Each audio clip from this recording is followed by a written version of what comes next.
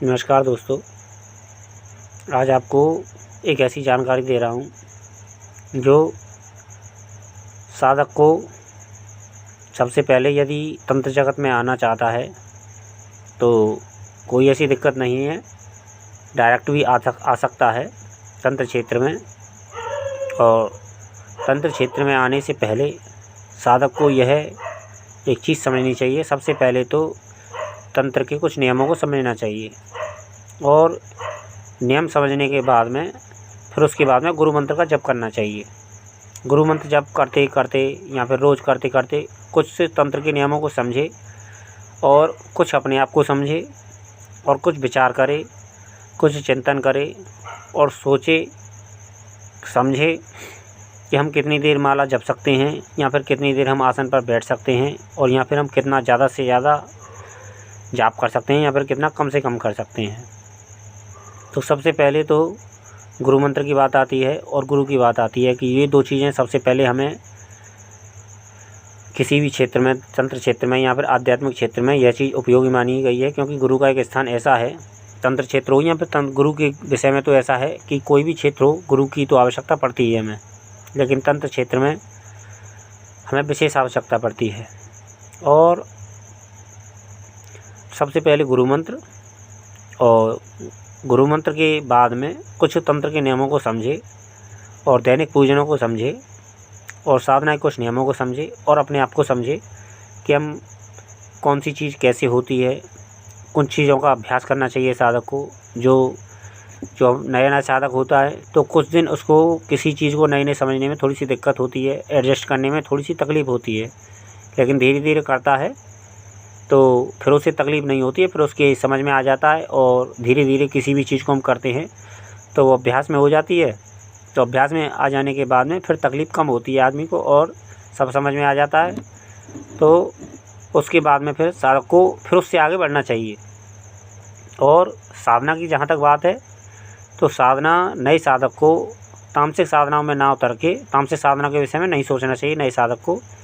यदि बहुत से लोग भाई कवच कीलन नहीं करना चाहते हैं तो कोई दिक्कत नहीं, कवच कीलन ठीक है, कवच कीलन बहुत से लोग नहीं करना पसंद करते तो उनके लिए सौम्य साधनाएं बचती हैं। वो सौम्य साधना में उतरें और घर में ही अपनी साधना करें।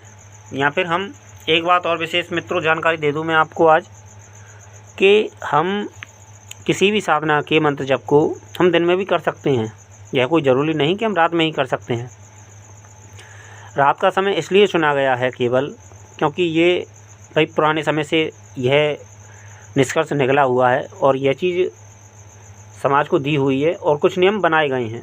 तो रात्रि का समय केवल इसलिए बनाया गया है कि एक तो रात्रि में ध्यान अच्छा लगता है, सारा प्रकृति सो जाती है और केवल उस चीज़ों से हमारा कांटेक्ट भी जल्दी हो जाता है। कांटेक्ट तो हमारा दिन में भी हो जाता है, ऐसी कोई बात नहीं है, लेकिन यदि हम किसी चीज़ को प्रत्यक्ष करना चाहें और घर में हम मंत्र जाप कर रहे हैं और सबके सामने मंत्र जप कर रहे हैं तो वो चीज़ प्रत्यक्ष नहीं होगी। एक तो पहली बात तो ये। और हम दिन में मंत्र जप नहीं कर सकते हैं सात्विक साधना में, यह कोई ज़रूरी नहीं, हम दिन में भी कर सकते हैं। दिन का कोई ऐसा बंधन नहीं है कि दिन में हम साधना नहीं कर सकते हैं और दिन में भी साधना मंत्र जप कर सकते हैं, कोई दिक्कत नहीं है। और किसी भी सौम्य साधना में कर सकते हैं, ऐसी कोई दिक्कत नहीं है। रही बात प्रत्यक्षीकरण की, तो प्रत्यक्षीकरण जब चीज़ को हमें प्रत्यक्षीकरण देना होता है तो वो किसी भी तरीके से हमको दे देती है। ऐसी बात नहीं है कि वो सबके सामने ही प्रत्यक्षीकरण, क्योंकि प्रत्यक्षीकरण जब भी होगा एकांत में ही होगा। और ये भी एक बात है कि वो रात्रि में ही होगा प्रत्यक्षीकरण, क्योंकि और जो बड़ी शक्तियाँ हैं, बड़ी महाशक्तियाँ हैं, वो तो खैर उनकी तो खैर बात और ही है।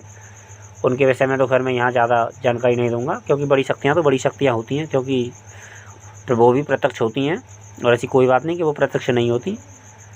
और नए साधक को सबसे पहले कुछ साधनाएं होती हैं, जैसे अप्सरा साधना है, और यदि कोई अप्सरा साधना ना करना चाहे तो लक्ष्मी साधना है।